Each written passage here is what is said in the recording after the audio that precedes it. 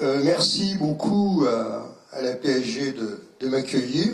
Je suis très content de revenir ici comme intervenant après avoir présidé cette régionale pendant 12 ans. Je fais comme Chirac, j'arrête au bout de 12 ans. 12 ans, ça suffit, donc 2000 à 2012. Voilà, mais j'ai eu beaucoup de plaisir à le faire et j'ai beaucoup de plaisir aussi à saluer l'équipe d'aujourd'hui qui, autour de Sandrine, fait vraiment un travail formidable.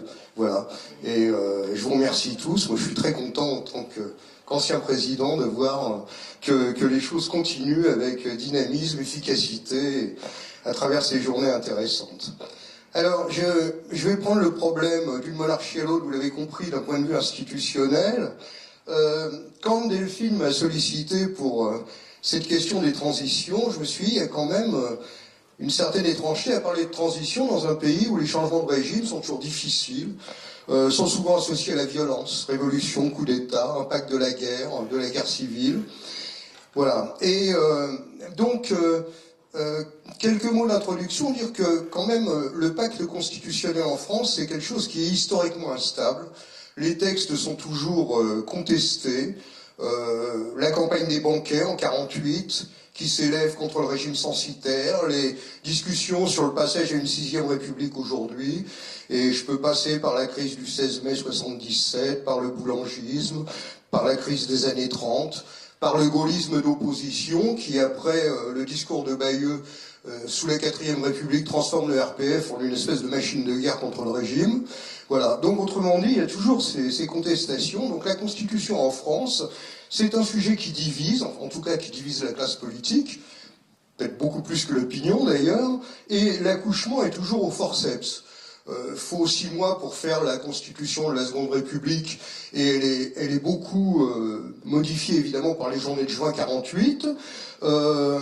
Il faut presque 5 ans après le 4 septembre pour aboutir aux lois constitutionnelles de 1875, si bien que l'histoire de la constitution de la Troisième République, c'est en fait un septennat qui va du 4 septembre 1870 à la crise du 16 mai. Là, on est sur l'articulation entre révolution et transition.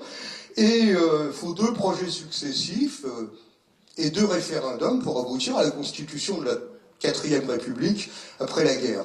Voilà. Donc c'est toujours difficile. Alors la 5e République, c'est une exception sur laquelle je reviendrai.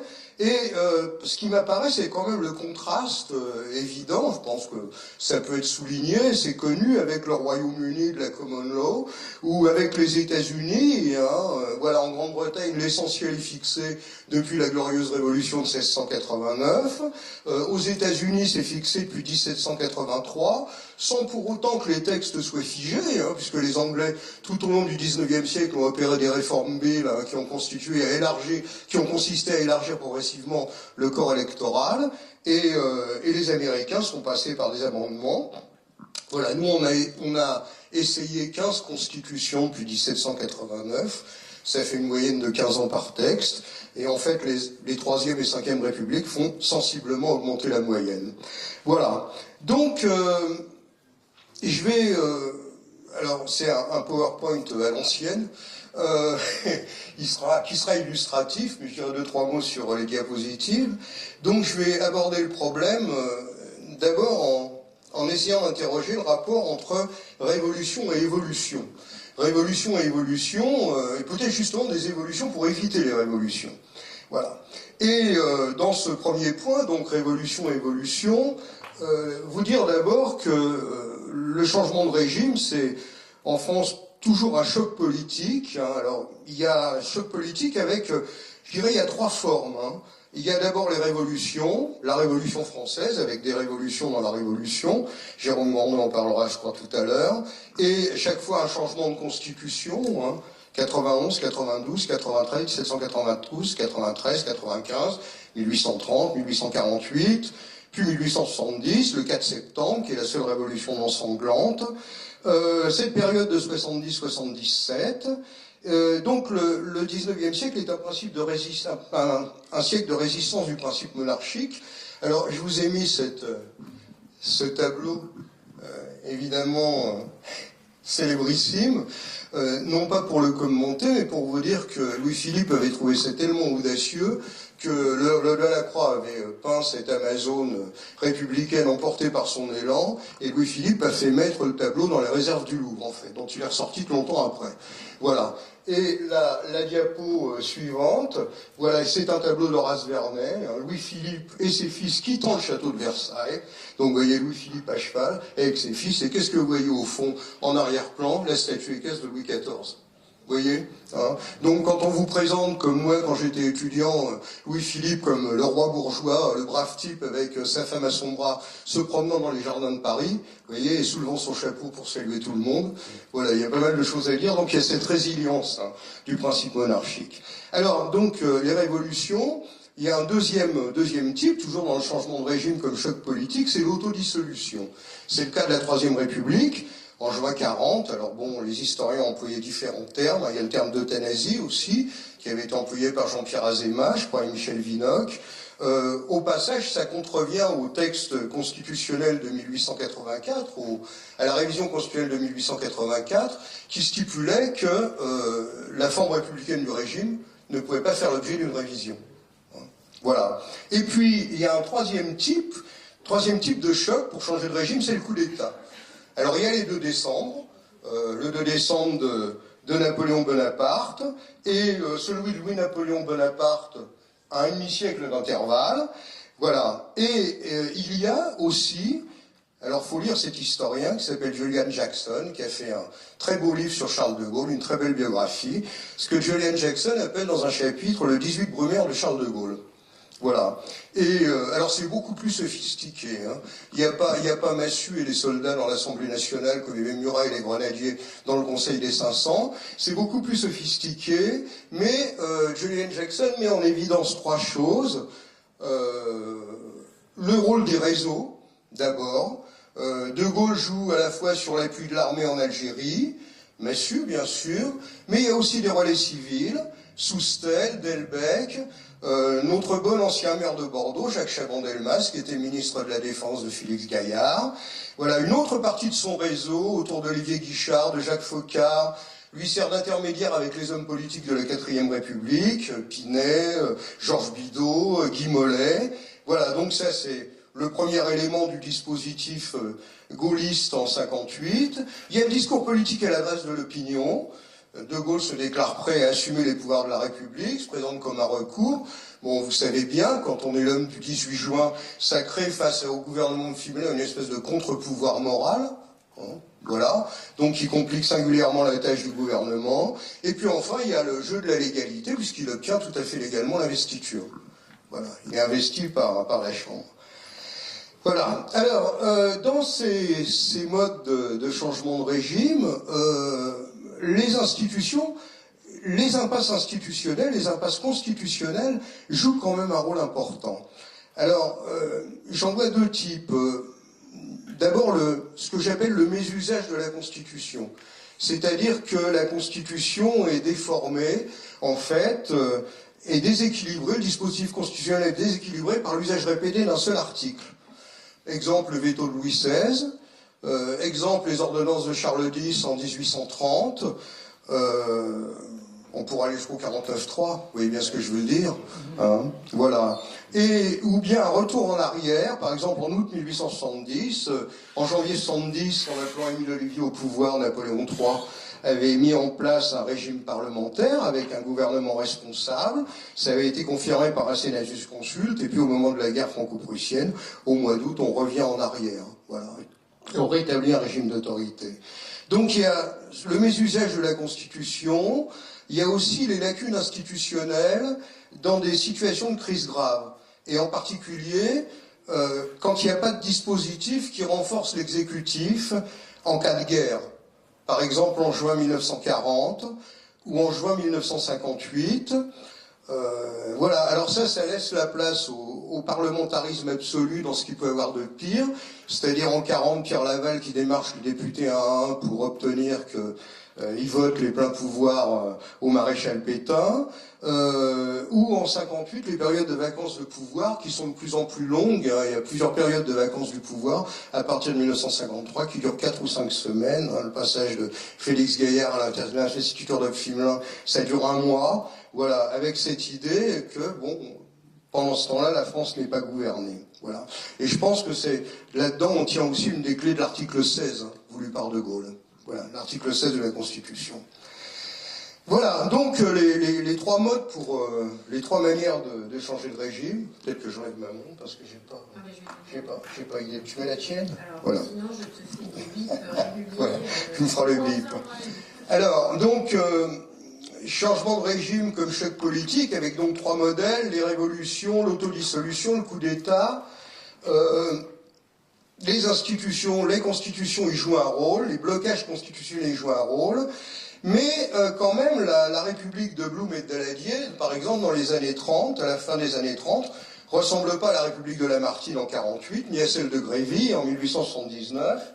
Donc il y a quand même des phénomènes d'évolution qui relèvent de la transition.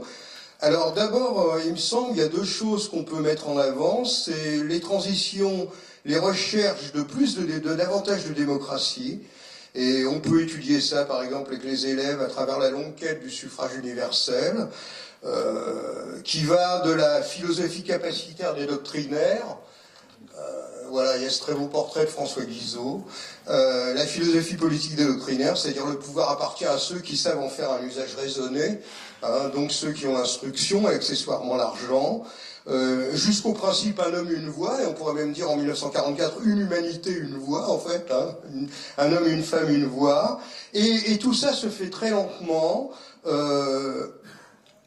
en passant par le césarisme, au fond, parce que c'est Louis-Napoléon qui, en quelque sorte, institutionnalise, on peut dire, le suffrage universel, en l'utilisant avec beaucoup de parcimonie. Il y a une formule très jolie que j'avais trouvée dans le livre de Juliette Glickman sur le Second Empire, où Napoléon III dit « Je veux bien être baptisé par le suffrage universel, mais je ne veux pas vivre les pieds dans l'eau. » Vous voyez? Voilà. Donc là, le suffrage universel, ça peut s'étudier, je crois, sur la longue durée. Et la mise en place du régime parlementaire aussi, ça peut s'étudier sur la longue durée. Alors bon, j'ai jamais été très convaincu que la naissance du régime parlementaire ce soit sous la monarchie de Juillet, vu la manière dont Louis-Philippe l'instrumentalise, mais il y a quand même l'expérience de l'Empire parlementaire en 1870, avec Émile Ollivier, au fond c'est le Second Empire, qui crée le régime parlementaire, voilà. Et puis, il y a le problème, alors très, très bien souligné par Nicolas Rousselier, dont j'avais mis le livre en bibliographie, La force de gouverner, sur les lois constitutionnelles de 75. Et en fait, Rousselier montre très bien que ces lois constitutionnelles de 75, elles sont inspirées par l'orléanisme, voilà ce que disait René Raymond, pluralité des organes, dualisme des chambres, parce qu'il n'y a pas eu de réflexion véritable des républicains sur le pouvoir exécutif. Les républicains sont restés enlisés dans cette espèce d'obsession du pouvoir collégial. Vous voyez, là, c'est le gouvernement de la Défense nationale. Avant, il y avait le gouvernement de 48, je ne sais pas si je l'ai mis. Voilà, le gouvernement de 48, gouvernement collégial. Et puis, en 1870, on rejoue le même truc avec les têtes qui changent. Enfin, il y a toujours Crémieux quand même. Voilà. Et une présidence donnée à Trochu, définitivement enterrée par Victor Hugo, qui dit « Ah oui, Trochu, le participe passé du verbe trochoir. » Vous voyez? Bon, donc les républicains ont cette espèce d'obsession du pouvoir collégial, et donc ce qu'explique Rousselier, c'est que c'est les monarchistes, en fait, qui fondent la République. Voilà. Et le seul élément d'origine authentiquement républicaine dans ce système constitutionnel de la Troisième République, c'est le suffrage universel pour désigner les députés. En fait, c'est ça. Alors après, évidemment, l'impact de l'esprit républicain s'affirme en 1879 avec la démission de MacMahon par cette jurisprudence qu'on appelle improprement la Constitution Grévy, à partir du moment où Jules Grévy s'engage à ne plus modifier à ne plus utiliser le droit de dissolution, mais bien sûr, vous savez ça très bien. Donc, il y a une recherche de démocratie, quand même, qu'on peut étudier à travers ces deux entrées, le suffrage universel et puis le parlementarisme, et il y a aussi une recherche d'efficacité. Il y a aussi une recherche d'efficacité, rendre la République plus efficace. Alors bon, ça peut être abordé à travers quelques points, qui tous tournent autour d'une même idée qui est la meilleure organisation de l'exécutif, finalement. Donc il y a d'abord Clémenceau, Et le problème du gouvernement en temps de guerre, souvenir quand même que la République survit à la guerre de 14, elle ne survit pas à la Deuxième Guerre mondiale, mais elle survit à la guerre de 14, et le gouvernement en temps de guerre, c'est le cabinet restreint. Alors non pas que Clémenceau ait moins de ministres que les autres, il en a autant, il en a à peu près une quinzaine, mais il gouverne essentiellement avec quelques hommes.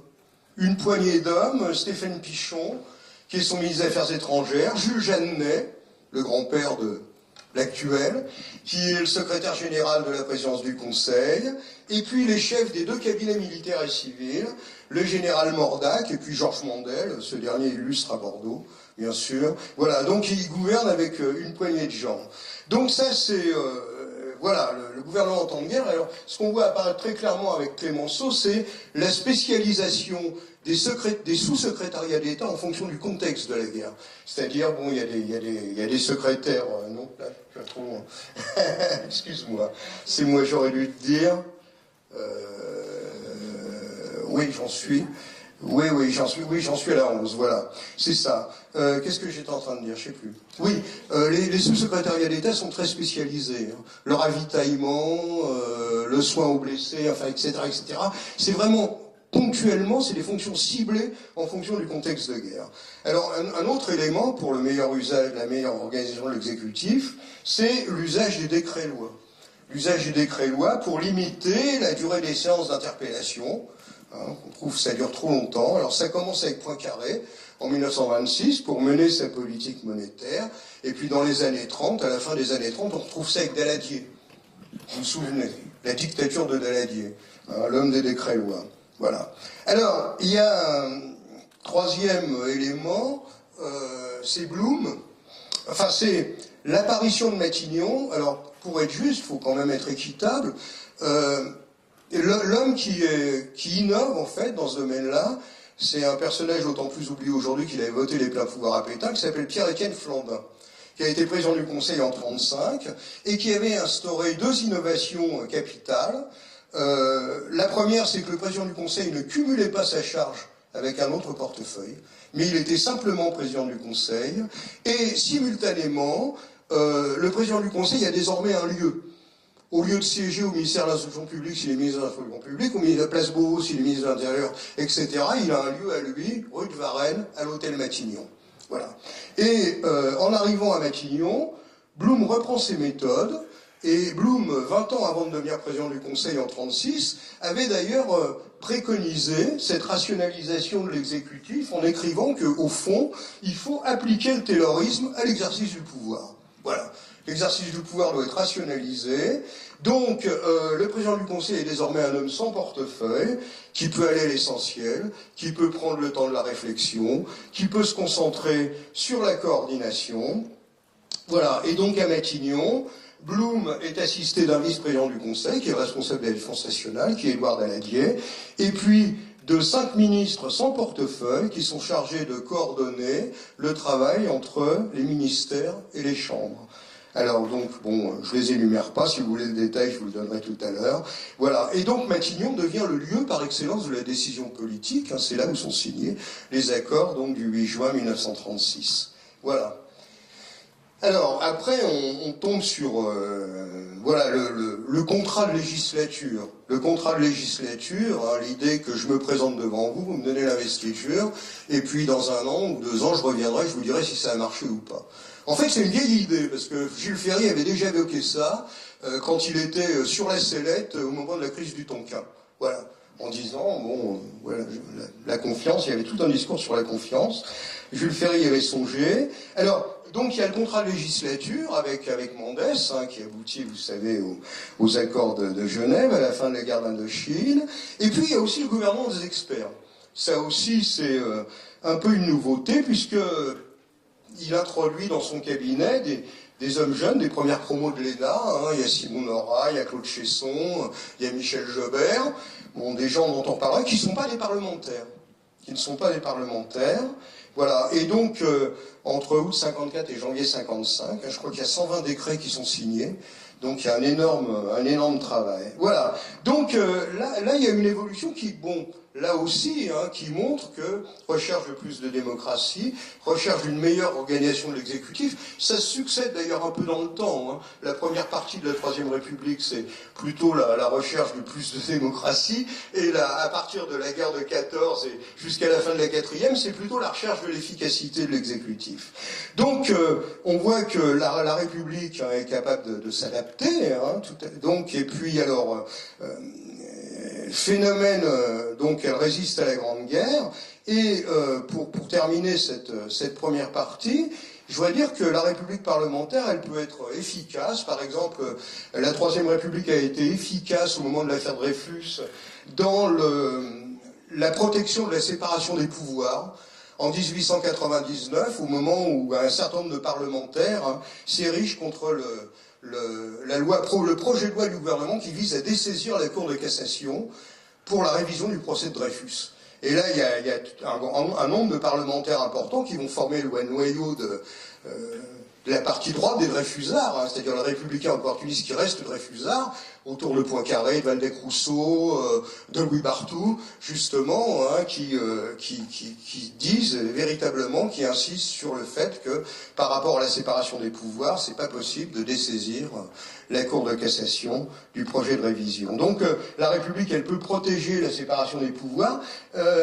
Il y a Nicolas Rousselier aussi, dont je parlais tout à l'heure, qui prend un exemple très intéressant, qui est l'exemple de la loi de séparation de l'Église et de l'État, qui est évidemment une loi très importante dans l'histoire de notre République. Et Rousselier montre qu'il y a une vraie complémentarité à ce moment-là entre le Parlement, c'est-à-dire c'est la commission Briand qui fait le boulot, qui élabore la loi de séparation, avec des débats qui sont de très haute tenue, de très haute qualité, et une fois que la loi est votée, c'est le pouvoir exécutif, en fait, qui se charge de faire passer la loi dans la réalité, en particulier en apaisant la fameuse crise des inventaires. Quand Clémenceau dit, bon, on va pas se mettre à compter les chandeliers, etc. Et donc le pouvoir exécutif, à ce moment-là, permet d'apaiser les choses. Et donc là, on a un exemple de vraie complémentarité entre le travail du Parlement et le travail de l'exécutif. Voilà. Alors, malgré cette capacité d'évolution, donc révolution, mais évolution, et tous ces efforts d'aggiornamento, j'en viens à mon deuxième point, c'est que la France républicaine est quand même marquée par une forte persistance du tropisme monarchique. Voilà. Et là, je vais développer aussi 3 points. Donc, résistance ou résilience du tropisme monarchique. D'abord, la République comme monarchie symbolique. Je crois que, du point de vue symbolique, c'est particulièrement évident sous la Troisième. Sous la Troisième, on a un président qui, pour paraphraser Thiers, qui règne mais ne gouverne pas. Voilà. Et on le voit avec, par exemple, l'importance du protocole. L'importance du protocole, alors je vous donne en prime time ce qu'on a écrit avec Bernard Lachaise sur Émile Loubet. Voilà. Le jour de l'an présidentiel est un véritable marathon, c'est-à-dire Émile Loubet reçoit les présidents du Sénat et de la Chambre des députés, accompagné des questeurs, et puis il rend la visite. Accompagné des cuirassiers, ils va rendre leur visite, voilà. Et donc l'après-midi, il faut recevoir le corps diplomatique, il y a le discours à l'attention des nations étrangères, puis il y a la réception des présidents des grands corps, le Conseil d'État, la Cour des comptes, la Cour de cassation, le clergé diocésain, en 1899, voilà. Puis les préfets de la capitale, les membres de l'Institut, les représentants de l'université. Je dois en oublier, enfin il commence sa journée à 9h du matin, il la termine à 17h30, il est sur le pont, tout le temps. Voilà.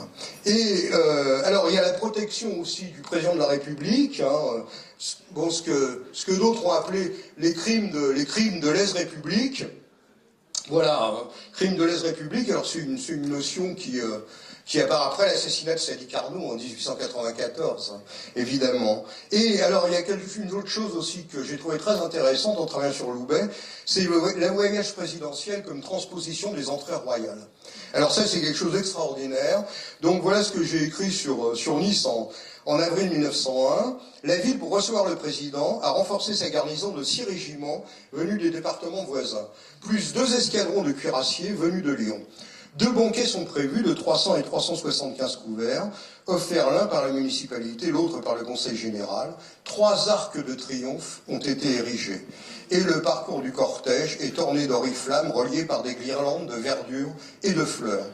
Le feu d'artifice tiré du château de Nice a pour thème principal le triomphe de la République de Dalou, avec une statue de la République sur un char romain tiré par des lions et appuyé sur un faisceau de licteurs. Sont aussi prévus des coqs gaulois portant sur leurs ailes l'inscription « Vive le président ».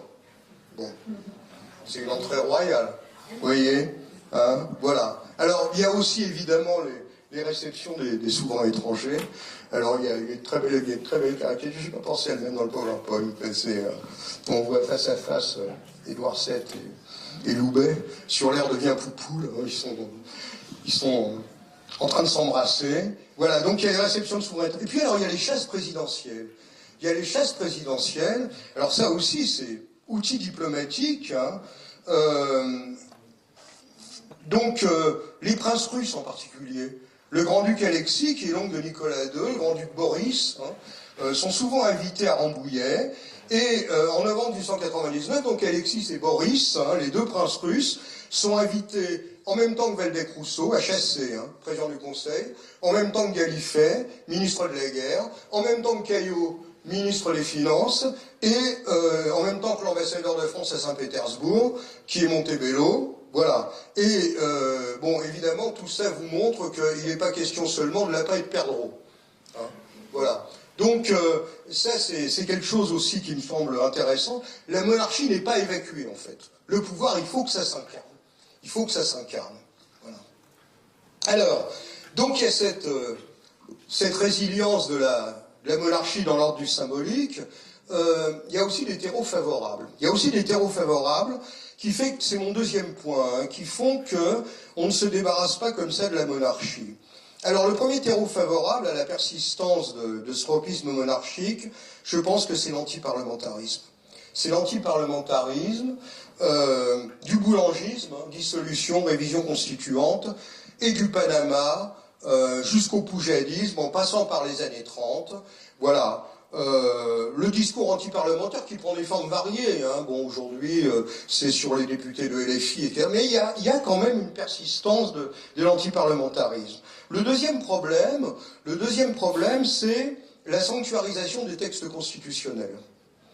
Et l'incapacité des régimes à toucher aux textes constitutionnels.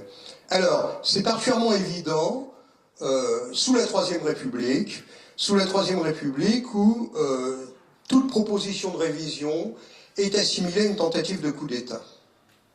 Par exemple, je pense à l'échec des propositions de Tardieu. Merci Delphine. Donc le référendum, le vote féminin, un Premier ministre avec un droit de dissolution rétabli, voilà. Je pense à l'échec des propositions visant à réformer le Sénat. Donc il y a un refus, hein, de toucher au régime, mais c'est encore vrai sous la Ve République. Je cite Georges Pompidou, conférence de presse du 10 juillet 1969. Il y aura dans l'avenir des évolutions, il y aura dans l'avenir fatalement des changements de majorité. Tout cela ne doit en aucun cas poser la question du régime. En aucun cas poser la question du régime. Valéry Giscard d'Estaing, au moment où on discute de l'adaptation de la Constitution française à l'Europe. Notre Constitution est un texte solennel et permanent qui ne renvoie à aucun traité particulier. Bon. Voilà. Donc il y a ce problème de sanctuarisation. Hein. Et puis, alors il y a un troisième élément qui m'apparaît, c'est quand même le poids de l'armée. Le poids de l'armée qui est quand même un môle de résistance que l'affaire Dreyfus n'a pas réussi à républicaniser totalement. Si l'affaire Dreyfus avait complètement républicanisé l'armée, il n'y aurait pas de France de Vichy. Et qui joue un rôle... enfin oui, je simplifie. Et qui joue un rôle décisif dans les crises de régime de juin 40, de mai 58. Voilà. Et donc, je vais quand même... Tu passes la suivante. Voilà, merci, parce que je la trouve quand même géniale. Peut-être la connaissez-vous.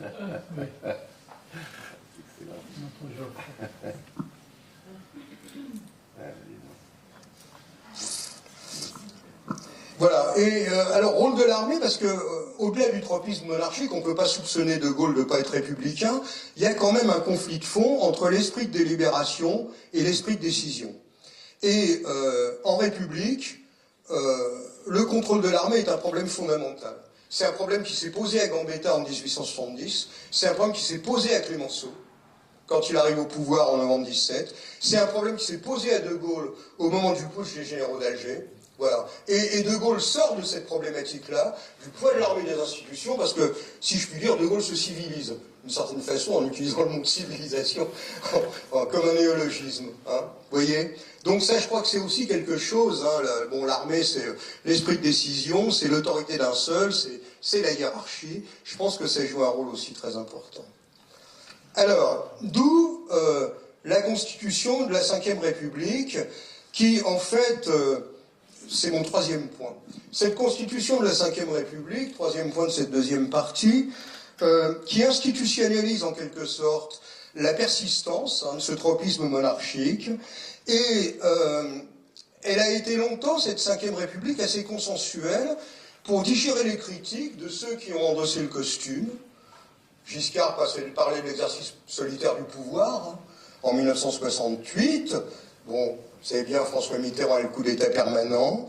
Alors, je ne vais pas évidemment vous parler de la Constitution, vous la connaissez aussi bien que moi, mais je crois, simplement ce que je voudrais vous dire, c'est que ce texte fait jouer les ressorts profonds d'une conception de l'histoire.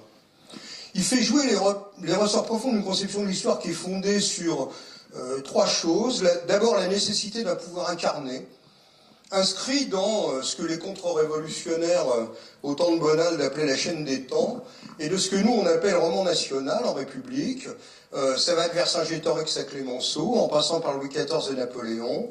Et le génie de Gaulle, en fait, a été d'emboîter un modèle constitutionnel sur une conception de l'histoire qui avait été intériorisée au fil des générations par l'école républicaine. Donc ça, c'est, je crois, un premier point important, nécessité d'un pouvoir incarné. Le deuxième point important, c'est la dimension sotériologique de ce pouvoir. Le chef de l'État est un homme providentiel en France. Voilà. Et dans la Constitution de 58, les articles 15, chef des armées, et 16, les pleins pouvoirs, matérialisent cette dimension. Et mon hypothèse, je pense qu'il y aurait quelque chose à écrire là-dessus, c'est que la République en France souffre de ce que j'appellerais un syndrome Napoléon. C'est-à-dire c'est un personnage sur lequel se cumulent et fusionnent l'idéologie et les effets de la Révolution française d'une part, et d'autre part le mythe du sauveur qui légitime la souveraineté et le pouvoir personnel, vous voyez, d'autre part. Il y a ce Janus du personnage de Napoléon, je pense, qui rejoue, qui a un effet d'écartèlement. Bon, donc d'où dans le texte de la cinquième, la primauté du président de la République qui vient immédiatement après la souveraineté du peuple et qui s'articule à la souveraineté du peuple par la procédure du référendum.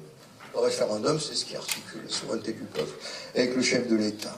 Et puis il y a un troisième élément dans cette conception profonde de l'histoire qui me semble important, c'est la mystique de l'unité du territoire. La République indivisible, surdéterminée, c'est-à-dire la France est une construction entamée avec Philippe Auguste, quelque chose de prédéterminé, et ce processus de construction est perçu et vu comme son identité même, ce qui explique la persistance du jacobinisme, ce qui explique la persistance de la centralisation, bien que l'article 1er de notre Constitution dise le contraire, puisque la République est normalement décentralisée, vous le savez.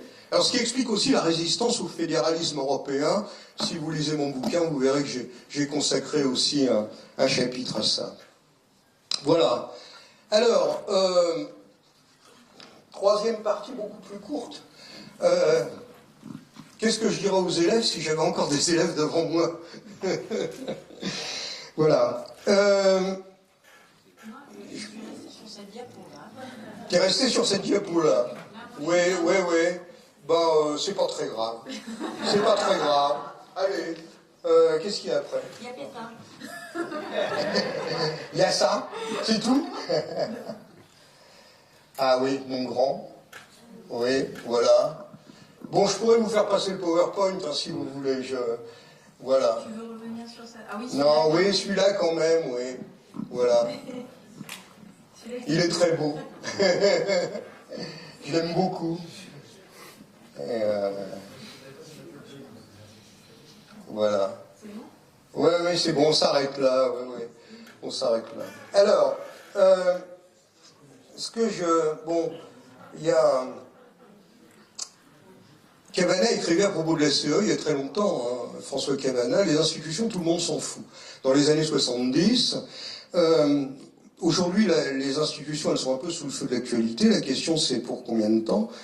Donc, si l'âge de la retraite n'est pas susceptible de déclencher les passions des élèves, on peut quand même leur expliquer que les institutions, c'est la chose de tout le monde.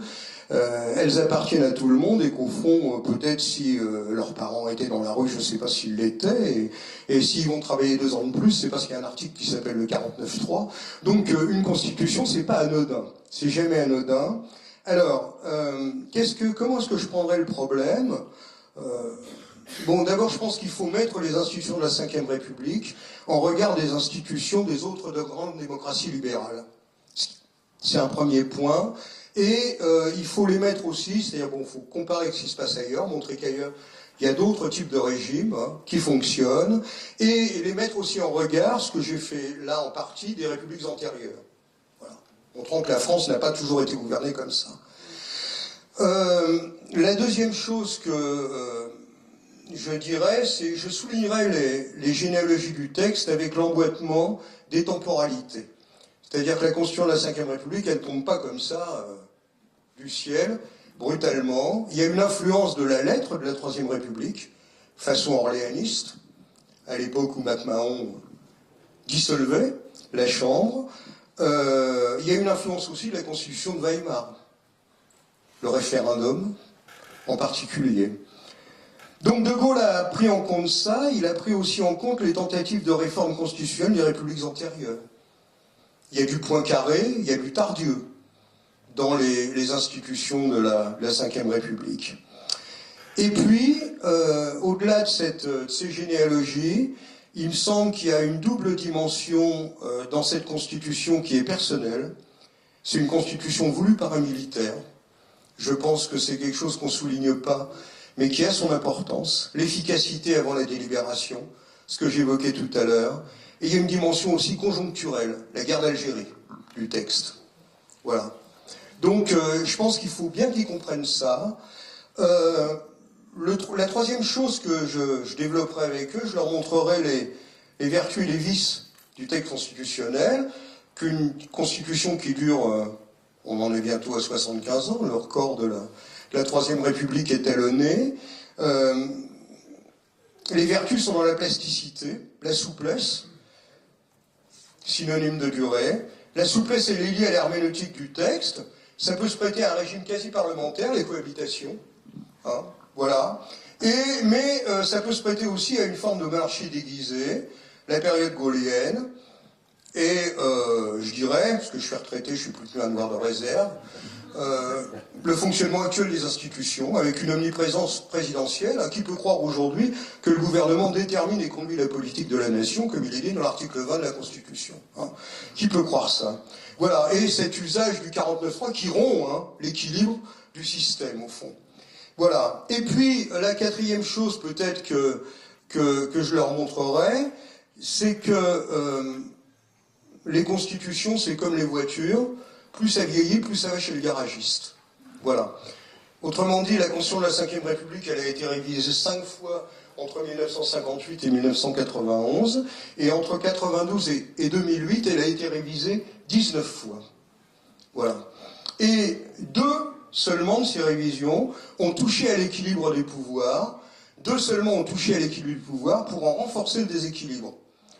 La réforme de 1862, qui élit le président de la République au suffrage universel, et la réforme de 2000, qui établit le quinquennat, et qui aligne le temps parlementaire sur celui de l'Élysée, et qui fait du président de la République un chef de majorité. Vous voyez? Voilà. Bon, moi si j'avais encore des élèves, voilà ce que je leur dirais, sans inciter à la guerre civile, nécessairement. Voilà. C'est-à-dire, on peut garder le bébé quand même, garder l'eau du bain à tout le moins. Alors, en conclusion, je vais donner la parole aux anciens qui sont plus sages que nous, contrairement à ce que disait Victor Hugo. Première citation, Jean-Jacques Rousseau. L'obéissance à la loi qu'on s'est prescrite est liberté. L'obéissance à la loi qu'on s'est prescrite est liberté. Est-ce que le peuple français s'est prescrit la Constitution de la Ve République, qui a été rédigée par un comité d'experts et pas par une assemblée souveraine? On peut discuter. On pourra m'objecter qu'elle a été ratifiée par référendum, c'est vrai. Est-ce qu'ils n'ont pas voulu sortir de la guerre d'Algérie avant de voter pour des institutions? Question. Deuxième citation, Benjamin Constant. Je vous renvoie là à un article de Dominique Rousseau, qui est un juriste, c'était dans Le Monde du 3 octobre 2023, c'est récent, 3 octobre 2023. Benjamin Constant, tant que les idées et les institutions sont de niveau, les institutions subsistent. Lorsque l'accord entre les institutions et les idées se trouve détruit, les révolutions sont inévitables. Voilà, Benjamin Constant. Troisième citation, Royer-Collard. Bonjour. Dans la première moitié du XIXe siècle, les textes constitutionnels ne sont pas des tentes dressées pour le sommeil. Voilà. Donc c'est parce qu'on sanctuarise les constitutions que les révolutions adviennent. Les textes constitutionnels ne sont pas des tentes dressées pour le sommeil. Voilà. Et puis, bon, je vais terminer. J'ai terminé sur une chose que je voudrais dire aussi, c'est que il me semble que il est nécessaire de limiter le champ de la Constitution. C'est-à-dire une Constitution, ça définit des pouvoirs, ça définit des rapports entre les pouvoirs. Donc, attention aux fourre-tout, aux salmigondi, qu'est-ce qu'il y a lieu d'ajouter à la Constitution et pourquoi? Il faut bien réfléchir à ça. Ça avait provoqué l'échec du traité constitutionnel européen, hein, qui était une sorte de charte du libéralisme économique, en plus d'une constitution. Voilà. Est-ce qu'il ne vaudrait pas mieux inscrire le droit absolu des femmes à disposer de leur corps dans la Déclaration des droits de l'homme, plutôt que dans la Constitution, puisque de toute façon ça serait dans le bloc de constitutionnalité? Est-ce que ça n'aurait pas symboliquement plus de force? Vous voyez? Voilà. Et donc je pense que, et d'ailleurs c'est celle-là qui dure, qu'une constitution, plus elle est brève et mieux elle vaut, je dirais, même si on l'amende, hein, vous voyez, et que je pense qu'en la matière, la démocratie c'est la lisibilité. Voilà. Il faut que ça reste visible par tout un chacun. Que tout un chacun puisse prendre le texte d'une constitution et le comprendre. Voilà. La lisibilité, c'est quand même quelque chose d'essentiel. Ça fonde aussi la démocratie. Je pense au mot célèbre de Condorcet, hein, devant la Convention. Nous vous avons donné des lois, mais nous n'avons pas voulu qu'un seul de vous puisse nous reprocher de ne pas vous avoir donné les moyens de les connaître. Voilà, il faut pouvoir connaître la loi. Je vous remercie de votre attention.